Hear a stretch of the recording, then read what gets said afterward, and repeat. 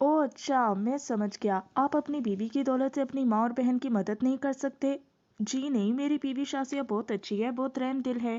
اس نے 10,000 روپے دیے ہیں تاکہ میں اپنی ماں کا علاج کر سکوں اور بہن کو کسی شریف آدمی سے منسوب کر سکوں۔ ابھی میں یہ روپے لے کر حسن آباد کے پاس جا رہا ہوں۔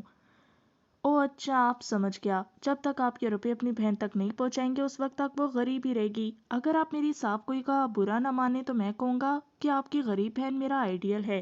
وہ فاقے کرنے والی آپ کی بہن میرے خوابوں کی ملکہ ہے۔ وہ میرے جمشید زور زور سے اپنا سر کھجانے لگا تاکہ شاہد کی زبان سے اپنی بہن کا قصیدہ سنائی نہ دے۔ ویسے شادی کے بعد اکثر بہنوئی اپنے سالوں کے سامنے چھیڑ چھیڑ کر ان کی بہنوں کی تعریفیں کرتے ہیں، لیکن شادی سے پہلے جمشید کو برا لگ رہا تھا۔ ایسے وقت وہ اعتراض بھی نہیں کر سکتا تھا کیونکہ اس طرح بات ہی بات میں بہن کے رشتے کی بات چل نکلی تھی۔ شاہد کی باتونی عادت نے جمشید کی مشکل آسان کر دی۔ بہن کو سہاگن بنانے کے لیے جو باتیں وہ زبان تک نہیں لا سکتا تھا وہ شاہد خود ہی کہتا چلا جا رہا تھا۔ وہ کھانے کے دوران بھی بولتا رہا، سفر کے دوران بھی یقین دلاتا رہا کہ وہ اس کی بہن کے لیے ایک وفادار خاوند ثابت ہوگا۔ حسن آباد پہنچ کر وہ ہوٹل میں قیام کرنا چاہتا تھا مگر جمشید اسے اپنے گھر لے آیا۔ دوسرے لفظوں میں اپنی ماں اور بہن کے لیے خوشیوں کا خزانہ لے آیا۔ ماں کو بیٹے کی طرف سے بہو مل رہی تھی اور بیٹی کی طرف سے داماد بننے کے لیے شاہد خود ہی دروازے پر آ گیا تھا۔ جب سبھی رشتے کے لیے راضی تھے تو پھر شادی میں دیر کیوں ہوتی؟ ماں نے جمشید سے کہا کہ وہ شازیہ کو لے آئے تاکہ اس کی بہن صفیہ اور شاہد کی شادی میں شریک ہو سکے۔ صفیہ نے بھی ضد کی کہ وہ اپنی بھابھی کو دیکھنا چاہتی ہے۔ جمشید اس بات کو سمجھتا تھا کہ شازیہ کو اس کی بہن کی شادی سے کوئی دلچسپی نہیں ہوگی، اس نے تو محض 10,000 میں سودا کیا ہے۔ یہ باتیں وہ اپنے گھر والوں کو نہیں بتانا چاہتا تھا۔ اس نے بہانہ کیا، امی آپ کی بہو چند ماہ کے لیے ملک سے باہر گئی ہے، میں اس کی واپسی کا انتظار نہیں کرنا چاہتا۔ صفیہ کی شادی جلد از جلد ہو جائے تو بہتر ہے۔ شاہد عباس بھی یہی چاہتا تھا کہ اس کی شادی میں شازیہ کو نہ بلایا جائے۔ اس نے کہا، نیک کام میں دیر نہیں ہونی چاہیے، میں اپنا لاکھوں کا کاروبار چھوڑ کر آیا ہوں، اس لیے جلد سے جلد صفیہ کو اپنی بیوی بنا کر لے جانا چاہتا ہوں۔ جلد یا بدیر شادی تو ہونی تھی سو ہو گئی۔ جس رات صفیہ دلہن بن کر شاہد عباس کے ساتھ گئی تو وہ ساری رات جمشید سو نہیں سکا۔ اپنے حالات پر غور کرتا رہا کہ تقدیر اس کے ساتھ کیسا مذاق کر رہی ہے۔ اسے ایک دولت مند بیوی ملی، صفیہ کو ایک دولت مند شوہر ملا، لیکن اس کی بیوی محض ایک دکھاوا ہے۔ کاش کہ وہ بھی حسین شازیہ کے ساتھ ازدواجی زندگی گزار سکتا۔ شازیہ اس کے تصور میں انگڑائیاں لینے لگی۔ آخر وہ جوان تھا، اس کے دل میں بھی جذبات مچلتے تھے۔ جب وہ فاقے کرتا تھا تب کسی کو چاہنے اور کسی سے چاہے جانے کی آرزو نہیں تھی، بس مر جانے کو جی چاہتا تھا۔ اب زندگی کا حسین چہرہ سامنے آیا تھا۔ اب یہ دنیا جنت بن گئی تھی اور جنت میں شجر ممنوعہ کی طرف جانے کے لیے دل مچلتا ہے۔ ایسے وقت رکاوٹ پیدا ہو جائے تو انسان باغی ہو کر سوچنا شروع کر دیتا ہے، میں جنت سے نکل سکتا ہوں مگر شازیہ کے خیال سے باز نہیں آ سکتا۔ اب یہاں سے واپس جا کر میں اس حسینہ سے صاف صاف کہہ دوں گا کہ کنویں کے قریب پیاسا نہیں رہ سکتا۔ وہ ناراض ہو کر میرا کیا بگاڑ لے گی؟ زیادہ سے زیادہ یہی ہوگا کہ وہ مجھے اپنے گھر سے نکال دے گی، اپنے 10,000 روپے مانگے گی۔ اب میری بہن مالدار ہو گئی ہے، میں اس کے 10,000 روپے واپس کر سکتا ہوں۔ اگر مجھے پہلے سے تقدیر کا حال معلوم ہوتا کہ مجھے شاہد عباس جیسا دولت مند بہنوئی ملنے والا ہے تو میں خودکشی کرنے کے لیے سمندر کے ساحل پر نہ جاتا اور نہ ہی اپنی باقی زندگی شازیہ کے ہاتھ فروخت کرتا۔ سوچتے سوچتے اس کے خیالات کی روح دوسری طرف بہک گئی۔ اس کے دماغ میں سوالات کلبلانے لگے۔ آخر یہ کیا چکر ہے؟ شادیہ محض دکھاوے کے لیے مجھے اپنا شوہر بنا کر کیوں رکھنا چاہتی ہے؟ وہ بہت مکار ہے، ایسا نہ ہو کہ مجھے کسی مصیبت میں پھنسا دے۔ اس کی تجوری میں چوری ڈکیتی کمال ہے، اگر کبھی پولیس نے چھاپا مارا تو میں جیل جاؤں گا۔ پھر شاہد عباس کو میری حقیقت معلوم ہوگی تو وہ عزت دار آدمی میری بہن کو طلاق دے دے گا۔ نہیں، مجھے اس چکر سے نکلنا چاہیے۔ وہ اپنی بہن کو سہاگن بنانے کے لیے ایک پراسرار حسینہ کے جال میں پھنس گیا تھا اور اب اپنی بہن کو سدا سہاگن بنائے رکھنے کے لیے اس جال کو توڑنا چاہتا تھا۔ ساتھ ہی یہ خوف بھی دل میں سمایا ہوا تھا کہ شازیہ جیسی دولت مند لڑکی نہ جانے کیسے کیسے اثر و رسوخ کی مالک ہوگی۔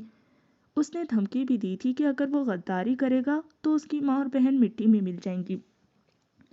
کیا مجھے ایک عورت کی دھمکی سے خوفزدہ ہونا چاہیے؟ یہ بڑی شرم کی بات ہے، میں مرد ہوں، مجھے مرد کی طرح حالات کا مقابلہ کرنا چاہیے۔ کوئی ایسی تدبیر کرنی چاہیے کہ شازیہ مجھ سے مروب ہو جائے یا پھر ہمیشہ کے لیے میرا پیچھا چھوڑ دے۔ وہ تدبیر سوچنے لگا، اس نے اپنی زندگی میں کبھی ہیرا پھیری نہیں کی تھی، اگر کرتا تو فاقے کرتا ہوا شازیہ تک نہ پہنچتا۔ اس کے پاس بھی کار اور کوٹھیاں ہوتی، مگر اسے مکاری نہیں آتی تھی۔ دوسرے دن شاہد نے اسے ٹوک دیا، جمشید بھائی آپ کافی پریشان نظر آ رہے تھے، کیا میں آپ کے کسی کام آ سکتا ہوں؟ نہیں شاہد، میں بالکل ٹھیک ہوں، کوئی پریشانی نہیں ہے۔ کیسے نہیں ہے؟ میں اڑتی چڑیا کے پر گن لیتا ہوں۔ اپنے دکھوں کا بوجھ کم کرنے کے لیے کسی نہ کسی کو اپنا رازدار بنانا پڑتا ہے۔ کیا آپ مجھ پر اعتماد کر کے مجھے اپنے دل کی بات نہیں بتائیں گے؟ جمشید اس کا منہ تکنے لگا اور سوچنے لگا، میرے سامنے یہ جو نوجوان کڑا ہے، پہلے یہ ایک اجنبی کی طرح میرے سامنے آیا، پھر دوست بن گیا، اس کے بعد میری بہن کی زندگی کا محافظ بن گیا۔ یہ ہمارے لیے رحمت کا فرشتہ ہے، مجھے اس فرشتے سے کچھ نہیں چھپانا چاہیے۔ پھر اس نے کچھ نہیں چھپایا، ابتدا سے اپنی داستان غم شاہد کو سناتا چلا گیا۔ شازیہ کے متعلق جو کچھ اس کے دل میں تھا اس نے کہہ دیا، یعنی دل میں شازیہ کی چاہت بھی تھی اور کئی طرح کے اندیشے بھی تھے۔ اس نے شاہد سے کہا، شازیہ کے ارادے خطرناک ہے، اس نے مجھے اسی شرط پر 10,000 دیے کہ جب بھی وہ مجھے مرنے کا حکم دے میں اسی وقت اپنی جان دے دوں۔ صاف ظاہر ہے کہ وہ میری موت سے کوئی بہت بڑا فائدہ اٹھانا چاہتی ہے۔ شاہد بڑے انعماق سے اس کی باتیں سن رہا تھا، اس نے تائید میں سر ہلا کر کہا، بے شک اس عورت نے اپنے کسی اہم مقصد کے لیے آپ کو خرید دیا ہے، یا آپ نے بہت اچھا کیا کہ مجھے سب کچھ بتا دیا۔ اب آپ ایک دانش مندی کا ثبوت اور دیں، وہ یہ کہ یہ باتیں اپنے گھر کی کسی عورت کو نہ بتائیں۔ صفیہ آپ کی بہن ہے اور میری شریک حیات ہے، اسے بھی شازیہ کی حقیقت معلوم نہ ہو، کیونکہ عورتوں کے پیٹ میں بات نہیں رہتی، اگر بات اڑتے اڑتے شازیہ کے کانوں تک پہنچ گئی تو وہ آپ کی جان کی دشمن بن جائے گی۔ جمشید نے اس کا مشورہ مان لیا، دوسرے لفظوں میں شاہد نے اسے قائل کر دیا تھا کہ اب شازیہ کی حقیقت کسی تیسرے کو معلوم نہ ہو۔ اس نے کہا، جمشید بھائی، شازیہ جیسی پراسرار اور خطرناک عورت نے آپ کو 10,000 دے کر یوں ہی آزاد نہیں چھوڑ دیا ہوگا، وہ مختلف ذرائع سے آپ کے متعلق ایک ایک پل کی خبر رکھتی ہوگی۔ کیا آپ جاسوسی ناول یا اخبارات میں جرائم کی رپورٹ وغیرہ پڑھتے ہیں؟ جمشید نے نفی میں سر ہلا کر کہا، جی نہیں، چور بدماشوں کی کہانیوں سے مجھے دلچسپی نہیں ہے۔ آپ بڑے بھولے ہیں، اس دنیا میں زندہ رہنے کے لیے ہر قسم کی معلومات رکھنی چاہیے۔ ہمارے ملک میں ایک بہروپیہ اکثر موضوع گفتگو بنا رہتا ہے، وہ جدید میک اپ کے لوازمات سے کتنی روپ بدلتا رہتا ہے۔ جمشید نے کچھ سوچتے ہوئے سر ہلا کر کہا، ہاں مجھے یاد آیا، بہت پہلے میں نے بھی اس بہروپیہ کے بارے میں سنا تھا، مگر آپ کہنا کیا چاہتے ہیں؟ میں یہ کہنا چاہتا ہوں کہ اس بہروپیے سے کوئی بات بعید نہیں ہے، ہو سکتا ہے کہ وہ شازیہ کے روپ میں آپ سے مل رہا ہو۔ جمشید نے ہنستے ہوئے کہا، تم کیسی بچوں جیسی باتیں کر رہے ہو؟ شازیہ واقعی شازیہ ہے، ایک حسین قیامت ہے، کوئی مرد روپ بدل کر اتنی حسین تو شیزہ نہیں بن سکتا۔ میں شازیہ کو کبھی ایک بہروپیہ تسلیم نہیں کر سکتا، کیونکہ میں نے اسے بہت قریب سے دیکھا ہے۔ شاہد نے اطمینان کی گہری سانس لی، پھر کرسی کی پشت سے ٹیک لگا کر بولا، ہاں جب آپ نے اتنے قریب سے دیکھا ہے تو پھر آپ کی شازیہ لڑکی ہی ہوگی، لیکن یہ بھی تو ہو سکتا ہے کہ وہ اپنی دولت کے بل پر اس بہروپیے کی خدمات حاصل کر رہی ہو، آپ کی وفاداری کو سمجھنے کے لیے اس بہروپیے کو جاسوس کی طرح آپ کے پیچھے لگا دیا ہو۔ جمشید نے قائل ہو کر کہا، ہاں ایسا ہو سکتا ہے، چوری ڈکیتی سے دولت حاصل کرنے والی یقیناً میری نگرانی کروا رہی ہوگی، وہ بہت زیادہ محتاط رہوں گا۔ شازیہ کی باتیں میں نے صرف تمہیں بتائی ہیں، اب کسی دوسرے کو تو کیا اپنی امی کو بھی اس کی حقیقت نہیں بتاؤں گا۔ ہاں دانش مندی یہی ہے، ہم مرد ہیں، راز کو راز رکھ سکتے ہیں۔ اب آپ یہ بتائیں کہ شازیہ کے پاس کب جا رہے ہیں؟ میں کل صبح کی فلائٹ سے امی کو اپنے ساتھ لے جانا چاہتا ہوں، لیکن میں امی کو شازیہ کے ساتھ نہیں رکھ سکوں گا۔ ٹھیک ہے، وہ میرے اور صفیہ کے ساتھ رہا کریں گی، شازیہ کے پاس ان کا رہنا مناسب نہیں ہے۔ انہوں نے حسن آباد سے واپسی کا پروگرام طے کر لیا۔ دوسرے دن صبح کی فلائٹ سے جمشید اپنی ماں کے ساتھ چلا گیا۔ شاہد کے ساتھ صفیہ جیسی حسین شریک حیات تھی۔ اس نے ٹرین کے ایئر کنڈیشنز کوچ میں سفر کیا تاکہ ہنی مون کا فرض ادا ہوتا رہے۔ ویسے وہ جمشید کی باتیں سننے کے بعد بہت الجھا ہوا تھا، ایک ہی سوال اس کے دماغ میں چکرا رہا تھا، کیا جمشید آئندہ شازیہ کے سلسلے میں اپنی زبان بند رکھے گا؟ اسے جمشید کے ساتھ ہی حسن آباد سے فیض آباد جانا تھا، مگر صفیہ کی غربت نے اسے دیوانہ بنا دیا تھا۔ شاید اس کی زندگی میں شادی سے پہلے کوئی عورت نہیں آئی تھی، یا پھر صفیہ جیسی حسین اور شبابی اداؤں سے ہوش اڑا دینے والی حسینہ پہلی بار اس کی تنہائیوں کی رفیق بن کر آئی تھی۔ اب اس سے دور رہنے کے خیال سے ہی اس کے دل میں بے چینی سی پیدا ہو جاتی تھی۔ دل کے ہاتھوں مجبور ہو کر وہ ٹرین کے ذریعے سفر کر رہا تھا۔ ایئر کنڈیشنڈ کوچ کی خاموش اور رومان پرور فضا میں کیا اس کے دل کی دھڑکنوں سے لگی ہوئی تھی اور اس سے آخری سانس تک ساتھ نبھانے کا وعدہ لے رہی تھی۔ ایسے وقت نیند نہیں آتی، پیار کے وعدوں اور قسموں میں رات گزرتی چلی جاتی ہے۔ جب صبح ہونے لگی تو صفیہ کی آنکھ لگ گئی، شاہد کے جذبے بھی شانت ہو گئے تھے۔ تب وہ پھر جمشید کی طرف سے فکر مند ہو گیا۔ وہ سوچنے لگا، پولیس والوں سے بچنے کے لیے میں نے جمشید کی آڑ لے کر ایک چال چلی تو اب صفیہ کی طرف سے مات کھا رہا ہوں۔ وہ صفیہ کو دیکھنے لگا، اس کا خوابیدہ حسن پوری طرح للچا رہا تھا۔ وہ ایسی تھی کہ پیاس بجھانے کے بعد اور بڑھا دیتی تھی۔ وہ سوچ رہا تھا، میں نے بے انتہا دولت حاصل کی ہے، میں سمجھتا تھا کہ اب میری زندگی میں کسی چیز کی کمی نہیں ہے، مگر اب یہ حسین شریک حیات سمجھانے آ گئی ہے کہ اس کے بغیر میں سب کچھ پانے کے بعد بھی خالی رہوں گا۔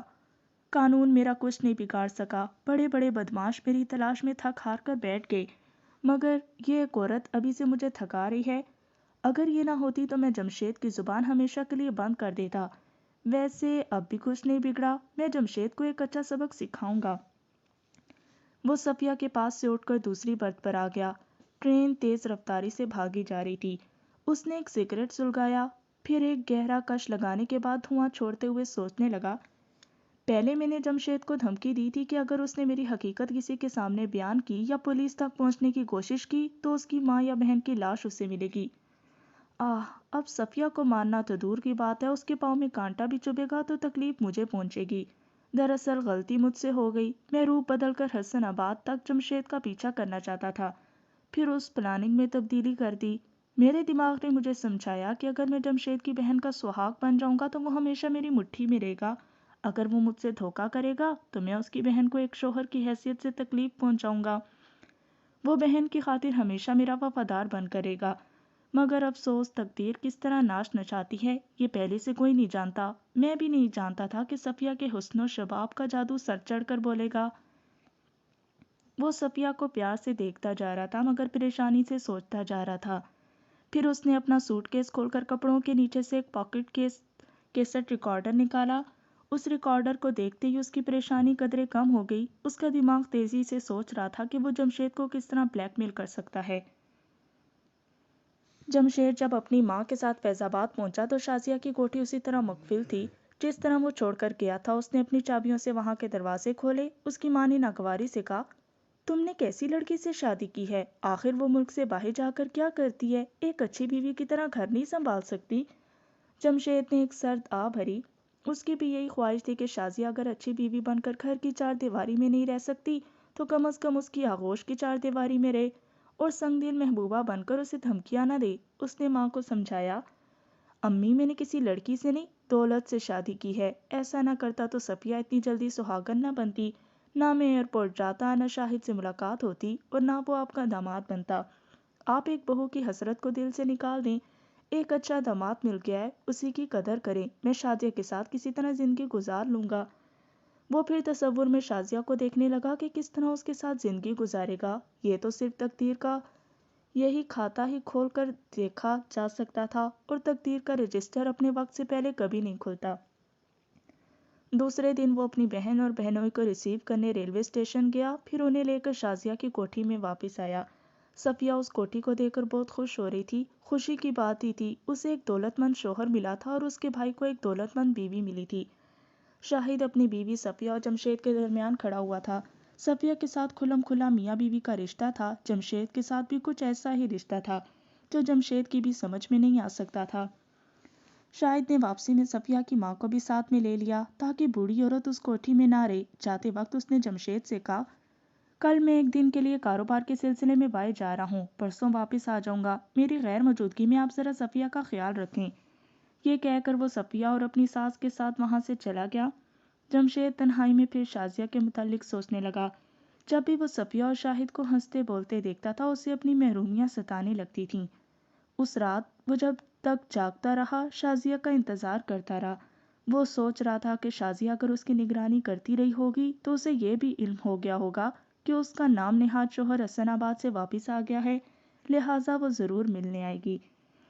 مگر وہ انتظار کرتے کرتے سو گیا۔ دوسرے دن 10 بجے اس کی آنکھ کھلی تو اس نے اپنے کمرے کے دروازے کو کھلا پایا۔ وہ جلدی سے اٹھ کر بیٹھ گیا۔ ٹھیک اس کی نگاہوں کے سامنے پلنگ کے پاس ایک تپائی پر ایک پاکٹ کیسٹ ریکارڈر رکھا ہوا تھا۔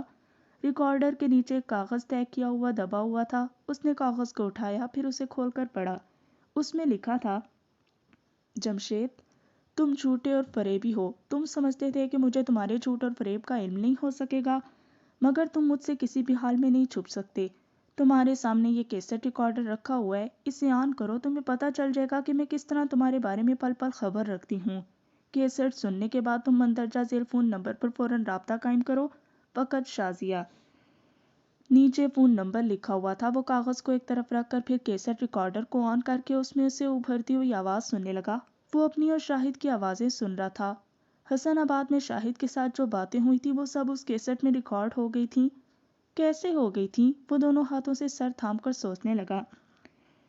یہ شازیہ حسین ناگن ہے، ہر وقت ڈسنے کے لیے قریب رہتی ہے مگر نظر نہیں آتی۔ ہماری آواز ریکارڈ کرنے کے لیے وہ یا اس کا کوئی حتمی ہمارے قریب ضرور آیا ہوگا، یا پھر پہلے ہی سے یہ کیسٹ ریکارڈر کہیں میرے قریب چھپا دیا گیا ہوگا۔ ویسے اب یہ پوری طرح ثابت ہو گیا ہے کہ شازیہ بہت محتاط اور خطرناک عورت ہے۔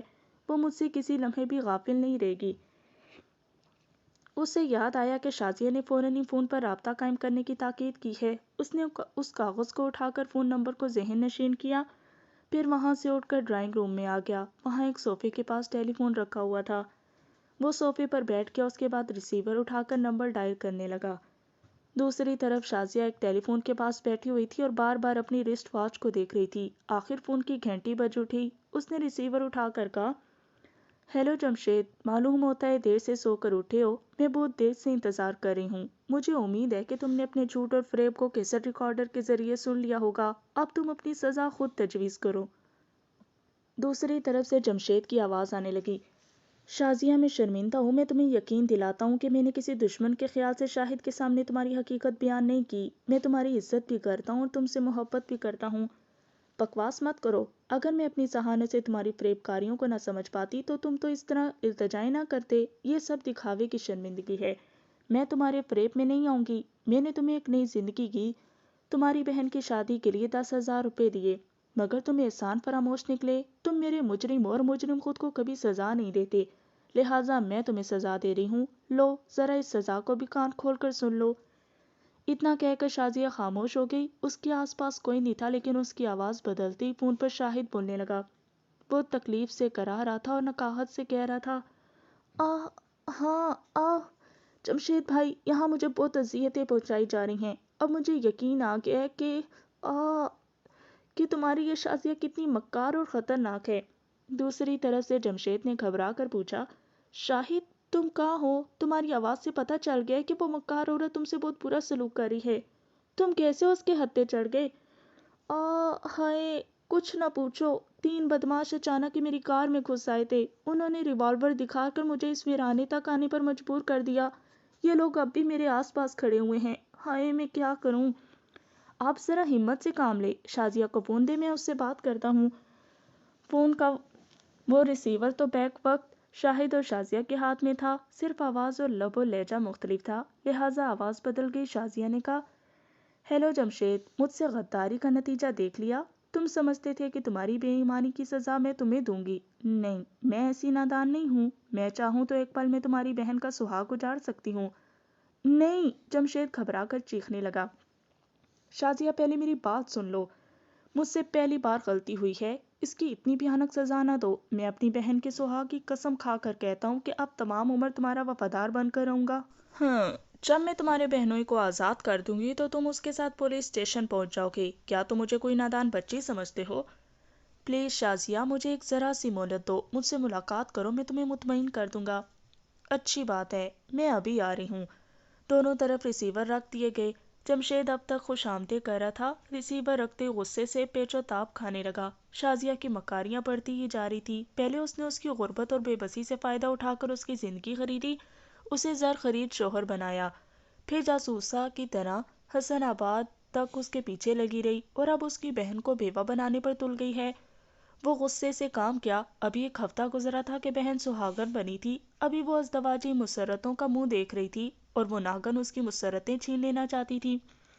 وہ دنیا کا ہر ظلم برداشت کر سکتا تھا مگر بہن کی آنکھوں میں بیوگی کے آنسو نہیں دیکھ سکتا تھا۔ اگر شازیہ عام عورتوں کی طرح کمزور ہوتی تو وہ ایک لمحہ بھی ضائع کیے بغیر اس کا گلا گھونٹ کر اسے مار ڈالتا، مگر افسوس اس مکار عورت کے ہاتھ بہت دور تک پہنچے ہوئے تھے۔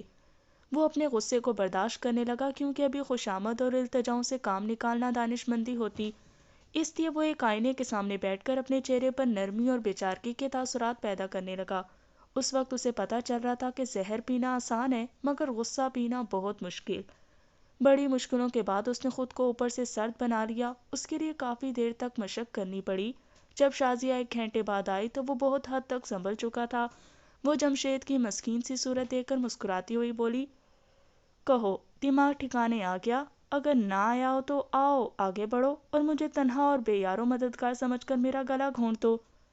جمشید ہاتھ جوڑ کر سر جھکا کر کھڑا ہو گیا، حالانکہ اس کی مردانگی کو ٹھیس پہنچ رہی تھی۔ جو ہاتھ وہ جوڑ رہا تھا انہی ہاتھوں سے اس کی بوٹی بوٹی کاٹ کر پھینک سکتا تھا، مگر حالات کے آگے بڑے بڑے سرما گھٹنے ٹیک دیتے ہیں۔ وہ عاجزی سے کہنے لگا، میری پہلی غلطی معاف کر دو، یا اگر کہو تو اپنے وعدے کے مطابق ابھی تمہارے ایک اشارے پر جان دے دوں، مگر میری بہن کی خوشیاں نہ چھینو۔ میں ہاتھ جوڑ کر التجا کرتا ہوں، میری بہن کا سہاگ لوٹا دو، شاہد کو اپنی قید سے آزاد کر دو۔ وہ ہنستی کھلکھلاتی ہوئی آرام سے بستر پر لیٹ کے اس کے بعد کہنے لگی، شاہد ابھی آزاد نہیں ہو سکتا۔ میں نے جو اذیتیں اسے پہنچائی ہیں ان کے کچھ نشانات اس کے جسم پر ہیں، 2-4 دنوں کے بعد جب وہ نشانات مٹ جائیں گے تو اسے رہائی مل جائے گی۔ جمشید یہ سوچ کر اندر ہی اندر غصے سے تلملا رہا تھا کہ اس کی بہنوئی پر کیسے کیسے مظالم ڈھائے گئے۔ اس نے کہا، غلطی میں نے کی تھی، تم نے شاہد کو سزا کیوں دی؟ میں نے بیک وقت تم دونوں کو سزائیں دی ہیں۔ وہ تمہارا بہنوئی ہے، تمہاری بہن کا سرمایہ حیات ہے، اس لیے جو تکلیفیں اسے دی جائیں گی وہ تمہارے دل تک بھی پہنچیں گی۔ ذرا خود کو دیکھ لو کہ کس طرح تڑپ رہے ہو۔ ہاں میں اپنی بہن کے لیے تڑپ رہا ہوں، اگر شاہد 2-4 دنوں تک نہیں آیا تو صفیہ رو رو کر اپنا برا حال کر لے گی۔ شازیہ کے ہنستے ہوئے چہرے پر اچانک ہی سنجیدگی آ گئی۔ وہ خود بھی اپنی صفیہ کی آنکھوں میں آنسو نہیں دیکھنا چاہتی تھی۔ اس نے جمشید سے کہا، میں تمہاری بہن کو رونے نہیں دوں گی، آج رات کسی وقت فون کرنے کی اجازت دوں گی۔ وہ فون پر صفیہ سے کہہ دے گا کہ وہ کاروبار کے سلسلے میں بہت مصروف ہے، 2-4 دنوں کے بعد آئے گا، مگر یہ اچھی طرح یاد رکھو کہ اب کی بار اگر تم نے اور شاہد نے میرے متعلق باتیں کی یا میری بات کسی تیسرے تک پہنچی تو تمہیں اور تمہاری بہن کو شاہد کی لاش ملے گی۔ میں اس بات کو اچھی طرح یاد رکھوں گا کہ تم صرف دھمکیاں نہیں دیتی، ان پر سختی سے عمل کرنا بھی جانتی ہو۔ ہاں یہ بھی یاد رکھنا کہ جس طرح وہ کیسٹ ریکارڈر تمہاری لا علمی میں تمہاری آواز ریکارڈ کرتا رہا تھا، اسی طرح تم سب کی لا علمی میں ایک ریوالور ہمیشہ شاہد کے قریب رہے گا۔ ادھر تم کوئی غلطی کرو گے اور ادھر تمہاری بہن اپنے سہاگ کا ماتم کرے گی۔ اسی وقت کوٹھی کے باہر کسی گاڑی کے آنے اور رکنے کی آواز سنائی دی۔ شازیہ نے فوراً ہی بستر سے اٹھ کر کہا، کوئی آیا ہے، پولیس والے بھی ہو سکتے ہیں، اب تمہیں بڑی خوبصورتی سے ایک شوہر کا رول ادا کرنا ہوگا۔ میں بار بار تمہیں دھمکی نہیں دینا چاہتی، چلو اب ہم ڈرائنگ روم میں بیٹھ کر ہنستے بولتے رہیں گے۔ جمشید اس کے حکم کے مطابق مسکرانے پر مجبور ہو گیا۔ وہ دونوں مسکراتے ہوئے اور باتیں کرتے ہوئے ڈرائنگ روم میں پہنچے تو اسی وقت ڈرائنگ روم کا بیرونی دروازہ کھلا۔ شازیہ ایک دم سے ٹھٹک گئی۔ اگر سامنے پولیس والے ہوتے تو وہ اس قدر پریشان نہ ہوتی، مگر وہاں صفیہ کو دیکھ کر ایک دم سے شازیہ کا رنگ بدل گیا، جذبات و احساسات بدل گئے۔ اندر سے شاہد انگڑائی لینے لگا۔ اس کے سامنے اس کی دل نواز شریک حیات کھڑی ہوئی تھی۔ حنائی رنگ کی ساڑی میں اس کے جسم کے نشیب و فراز پکار رہے تھے۔ اس کی گوری اور گلابی رنگت اور چہرے کی چکناہٹ پر نظریں پھسل رہی تھیں۔ اب وہ جو شاہد بن چکا تھا خود کو اپنی محبوبہ کی طرف بڑھنے سے روک رہا تھا، مگر بعض اوقات ایسا ہوتا ہے کہ لوہا اگر مقناطیس کی طرف نہ بڑھے تو مقناطیس لوہے کی طرف کھینچا چلا آتا ہے۔ صفیہ تیزی سے چلتی ہوئی پہلے جمشید کے پاس آئی، پھر اس نے خوش ہو کر پوچھا، بھائی جان جلدی سے بتائیے، یہ میری شازیہ بھابی ہے نا؟ میں اپنی بھابی کو گلے لگاؤں گی۔ گلے لگنے کی بات سن کر بھابی جان کا دل دھڑکنے لگا۔ جمشید کی طرف سے اس بات میں جواب پا کر صفیہ دونوں باہیں پھیلا کر آگے بڑھی۔ ہائے میں تو سوچ بھی نہیں سکتی تھی کہ میری بھابی اتنی خوبصورت ہوں گی۔ یہ کہتے ہی وہ گلے میں باہیں ڈال کر لپٹ گئی۔ اپنی جان حیات کو اپنی جان سے لگتے دیکھ کر وہ خود کو پتھر نہیں بنا سکا، ایک دم سے اسے بازوؤں کے حصار میں لے کر جکڑ لیا۔ اس کے ہاتھ صفیہ کی پشت پر پھسلنے لگے، اس کے ہونٹ چھکتے ہوئے صفیہ کے شانے اور گردن کے سنگم پر ٹھہر گئے۔ صفیہ بھابی سمجھ کر آئی تھی۔ چند لمحوں تک تو بھابی سمجھتی رہی، پھر اچانک اسے یوں لگا جیسے وہ اپنے شاہد کی آغوش میں آ گئی ہو۔ کہیں نہ کہیں سے شاہد کے پیار کا انداز کھٹک رہا تھا۔ وہ ہڑبڑا کر الگ ہو گئی اور الجھی ہوئی نظروں سے اپنی شازیہ بھابھی کو دیکھنے لگی۔ دو عورتیں ایک دوسرے کے روبرو کھڑی تھیں اور اپنے اپنے جذبات و تاثرات کو چھپانے کی کوشش کر رہی تھیں۔ شازیہ حتی الامکان شازیہ ہی بننے کی کوشش کر رہی تھی اور صفیہ سوچ رہی تھی کہ اس کی بھابھی ایک عورت ہو کر ایک مرد کے انداز میں کس طرح پیار کر رہی تھی، وہ بھی شاہد کے انداز میں۔ شاہد کا انداز یہی تھا کہ وہ آغوش میں لیتے ہی اس کے شانے اور گردن کے سنگب پر ہونٹ رکھ دیتا تھا اور اس کے ہاتھ بے اختیار پشت کو سہلانے لگتے تھے۔ پھر بازوؤں کی گرمی اور بدن کے پسینے کی مہک اپنی عورت سے چھپائی نہیں چھپتی۔ صفیہ کے جی میں آیا کہ ایک بار پھر اپنی بھابھی کی آغوش میں چلی جائے۔ شاہد صبح سے بچھڑا ہوا تھا، بھابھی کی آغوش میں کم از کم اس کی یاد تازہ ہو جاتی تھی، وہ تھوڑی دیر کے لیے بہل جاتی، مگر وہ ایسا نہیں کر سکی۔ کچھ یوں شرمانے لگی جیسے بھابھی کے پاس جائے گی تو کسی غیر کے پاس پہنچ جائے گی۔ شازیہ نے اس کے جھجکنے اور شرمانے سے فائدہ اٹھا کر کہا، صفیہ تمہارے بھائی جان تمہاری بہت تعریفیں کر رہے تھے، باقی تم اتنی اچھی ہو کہ تمہیں خوب پیار کرنے کو جی چاہتا ہے، مگر ابھی تو میں بہت ضروری کام سے چاہ رہی ہوں، پھر کبھی اطمینان سے بیٹھ کر باتیں کروں گی۔ وہ صفیہ کا جواب سنے بغیر کوٹھی سے باہر آ گئی، بلکہ کیا کہنا چاہیے، کیونکہ اب شازیہ کے روپ میں شاہد تڑپ رہا تھا، مگر تڑپنے سے کیا ہوتا ہے، اس نے جمشید کے ساتھ ایسا ناٹک رچایا تھا کہ اب شاہد کے روپ میں 2-4 دنوں تک اپنی صفیہ سے نہیں مل سکتا تھا۔ انسان اپنی آسودگی کے لیے اور اپنے تحفظ کے لیے کتنے ہی چالیں چلتا ہے، مگر اپنی کسی چال میں الجھ کر رہ جاتا ہے، ایک طرف سے سنبھلتا ہے تو دوسری طرف سے ٹھوکر کھاتا ہے۔ اب وہ تنہا تھا، شازیہ کے روپ میں جمشید کے پاس وقت نہیں گزارنا چاہتا تھا، وہاں اس کے لیے کوئی دلچسپی نہیں تھی، ساری دلچسپیاں صفیہ کی طرف لے جانا چاہتی تھیں، مگر وہ تو جمشید سے کہہ چکا تھا کہ شاہد کے جسم پر تشدد کے نشانات ہیں، جب تک وہ نشانات نہیں مٹیں گے شاہد کو رہا نہیں کیا جائے گا، یعنی اس نے خود ہی اپنی صفیہ تک پہنچنے کے راستے مسدود کر دیے تھے۔ وہ رات کو بہت دیر تک اپنی کار میں بیٹھا ادھر ادھر گھومتا رہا، پھر اپنے خفیہ اڈے پر پہنچ کر صفیہ سے ٹیلی فون پر رابطہ قائم کیا۔ وہ بیچاری محبت کی ماری اس کے انتظار میں جاگ رہی تھی، فون پر اس کی آواز سنتے ہی خوشی سے چہکنے لگی۔ شاہد، اللہ، یوں لگ رہا ہے جیسے میں صدیوں کے بعد آپ کی آواز سن رہی ہوں، آپ کہاں ہیں، جلدی کیوں نہیں آتے، دیکھیے آپ ابھی نہیں آئیں گے تو میں رونے لگوں گی۔ وہ قانون سے لڑنے والا بہروپیہ پہلے نہیں جانتا تھا کہ مرد بھی کبھی روتے ہیں، آج اس کی صفیہ نے رونے کی بات چھیڑی تو اس کا دل بھی رونے لگا، اس نے بھرائی ہوئی آواز میں کہا، میری جان، میری زندگی کے ایک ایک سانس میں تم بسی ہو، میں اس وقت بھی تمہارے ہی نام سے سانسیں لے رہا ہوں، تم سے ایک لمحے کی جدائی بھی گوارا نہیں، مگر کیا کروں، ایک کام کی وجہ سے یہاں مجبوراً رکنا پڑ رہا ہے۔ کیا آپ ابھی نہیں آئیں گے؟ خدا کے لیے انکار میں جواب نہ دیں، نہیں تو میں مر جاؤں گی۔ وہ الجھ کر رہ گیا، ایسی محبت کرنے والی ہستی پہلی بار اس کی زندگی میں آئی تھی جو اس کی جدائی میں اپنی جان دے سکتی تھی۔ وہ ایک دم سے پگھلنے لگا، اس نے اسے سمجھاتے ہوئے کہا، صفیہ میری جان، تم ذرا سمجھنے کی کوشش کرو، یہاں میرا کام کچھ پڑ گیا ہے، ویسے میں بہت جلد تمہارے پاس پہنچنے کی کوشش کروں گا، اگر تمہارا دل نہ لگے تو تم اپنے جمشید بھائی کے پاس چلی جاؤ۔ او شاہد، یہ بتانا تو میں بھول ہی گئی، میں شام کو بھائی جان کے پاس گئی تھی، وہاں شازیہ بھابھی سے ملاقات ہو گئی۔ اچھا، شازیہ نے انجان بن کر پوچھا، کیسی ہیں تمہاری شازیہ بھابھی؟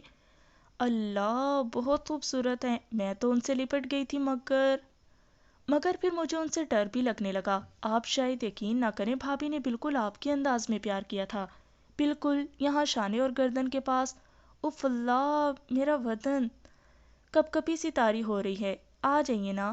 شاہد کے ہاتھ میں بھی ریسیور کانپنے لگا، اس نے خود کو سنبھالتے ہوئے کہا، یہ تو بڑی اچھی بات ہے، جب تک میں نہ ہوں تم اپنی بھابھی کے پاس جا کر سو جاؤ، اس طرح تم تھوڑی دیر کے لیے مجھے بھول جاؤ گی۔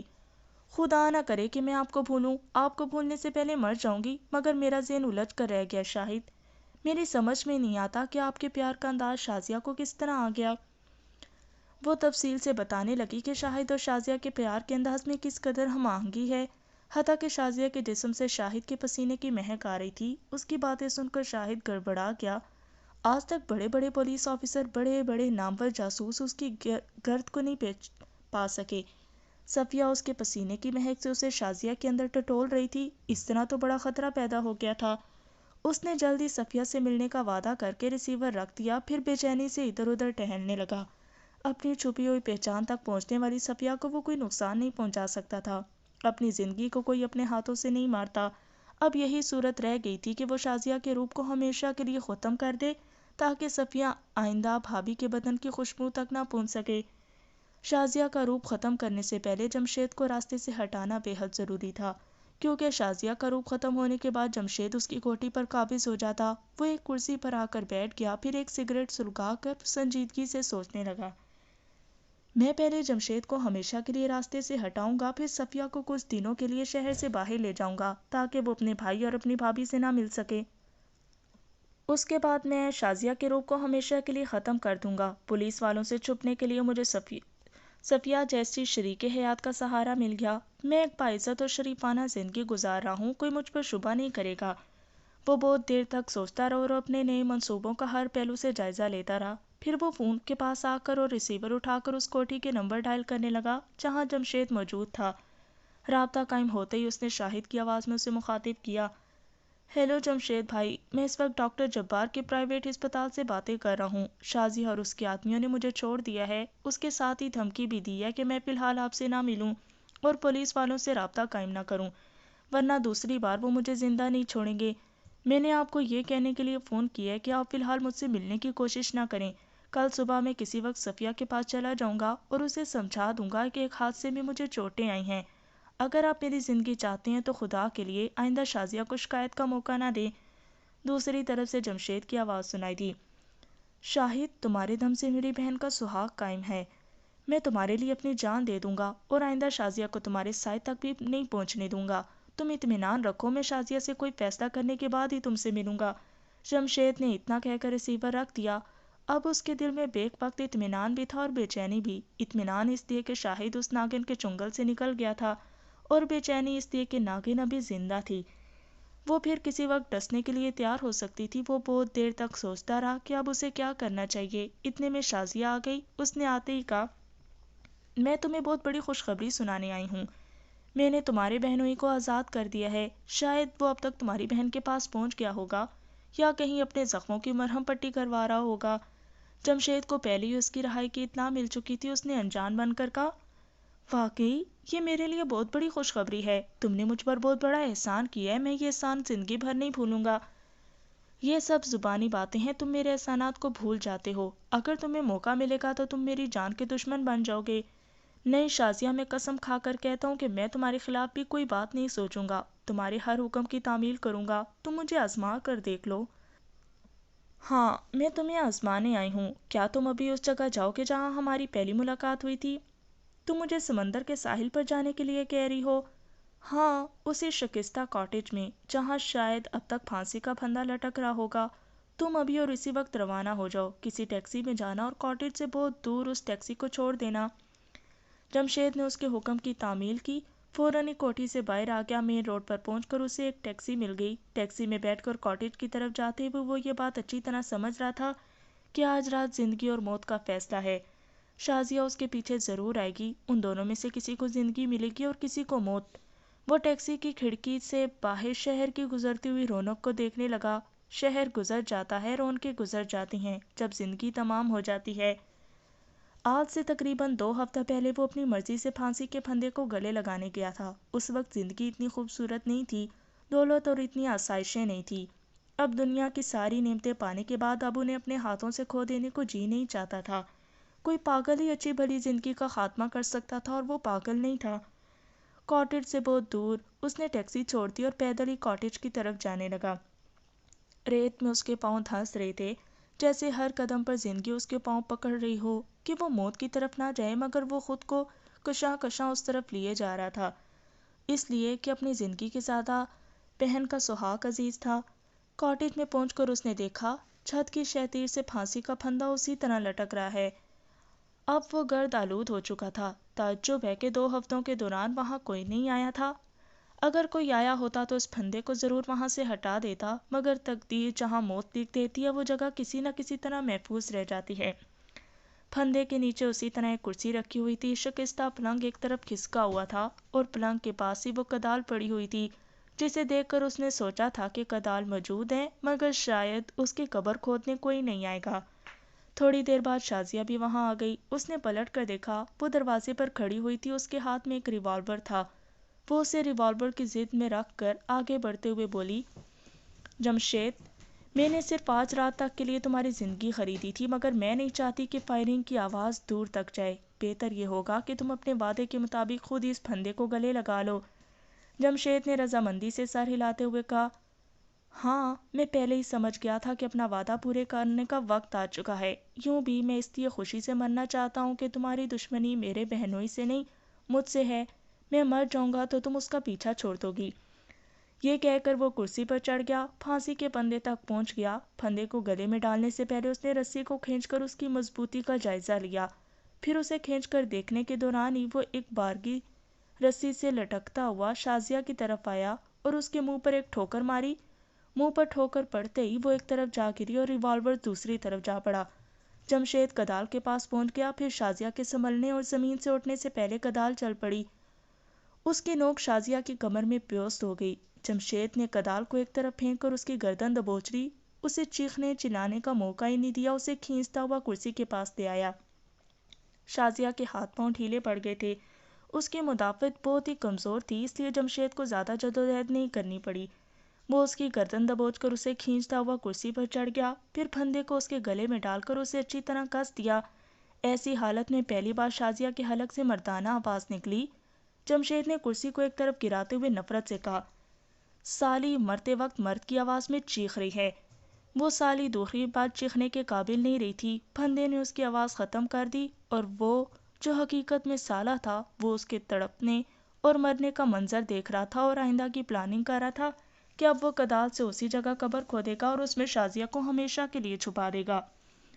اب میری بہن کی آنکھوں میں آنسو نہیں آئیں گے، اب اس کے انتظار کی گھڑیاں ختم ہو جائیں گی۔ میں کیا کروں، میں مجبور تھا، کبھی کبھی بہن کے سہاگ کی سلامتی کے لیے بھائی کو قاتل بننا پڑتا ہے۔ میں قاتل ہوں مگر اپنی بہن کے سہاگ کا محافظ ہوں۔ وہ کدال اٹھا کر قبر کھودنے لگا۔ تھوڑی دیر بعد لاش زمین کی تہہ میں چھپ جائے گی، بہروپیہ پولیس کی فائل میں رہ جائے گا، اور لوگ انتظار کرتے رہیں گے کہ دیکھیے وہ کب بے نقاب ہوتا ہے، اپنی زندگی میں یا اپنی موت کے بعد۔